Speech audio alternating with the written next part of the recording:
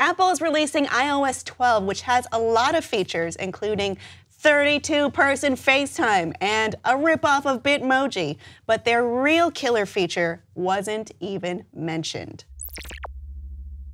And that is because it might be controversial. Yes. So Apple has a new security feature called USB restricted mode. And it basically, if you plug your Apple device into the USB to your computer, the only way you'd be able to unlock it is with your passcode. Now, this might not sound very controversial to you, but this would in essence kill a few different tools that police officers use to unlock iPhones without the permission of the owner, pretty much the ones made by Cellebrite or Grayshift.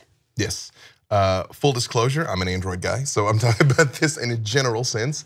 But I'm all for more security, and I'm all for making it harder to access devices, honestly, whoever you are, because I'm hoping that maybe if it's harder to break into people's stuff, whoever you are, maybe that will make it less of an incentive to jag people's stuff. So hopefully it'll kind of like roll downhill from there. I mean, that is another aspect of it, which is you could steal someone's iPhone and use one of these things to unlock it and make it yours. Yes, exactly, yes. Because I mean, as far as I'm concerned, if the police really need access to the phone, there is a whole legal framework to accomplish that. If their software cracking capability is reduced, and that was their only option, I'm kind of like, sorry. I mean, we've talked about this before in terms of, well, we need to unlock this phone and it's for justice, but I would say it's not really a black and white issue. Yeah, totally. It's an issue that sometimes it is a misuse of power. Yeah. Sometimes it overruns rules and laws. Wait, are you saying that sometimes people's civil rights might get trampled on in the haste of making a case? No. No, totally not. I will say this though, left I seem too much of the bleeding heart liberal here, which I am. When the FBI literally went to Apple and was like, help us, after the San Bernardino shooting, I think, was like, please help us. And Apple was like, no.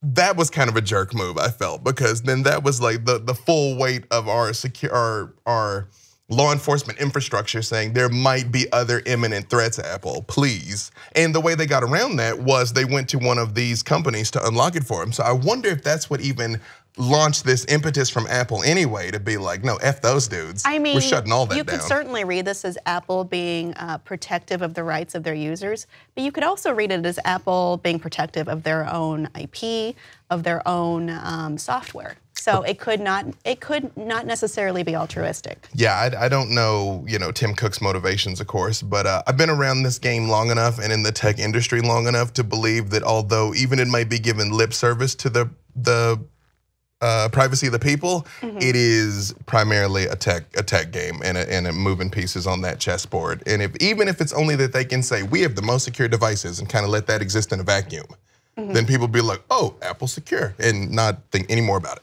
I mean, when we have this conversation, it's always very gray. Ironically, yes. Grayshift is one of the things getting shut down. Done.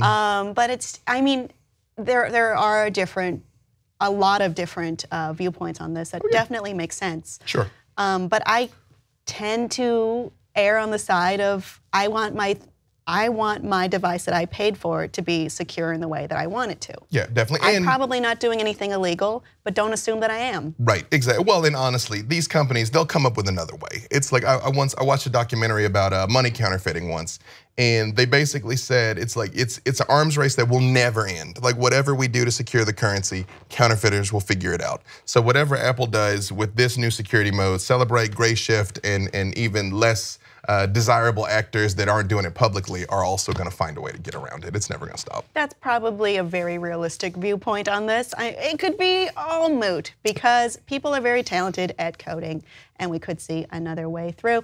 Audience, do you think Apple did the right thing by adding this new feature that would essentially kill apps that not just police, but people use to crack phones via Lightning Connector? Please let us know your thoughts on Facebook and Instagram and Twitter.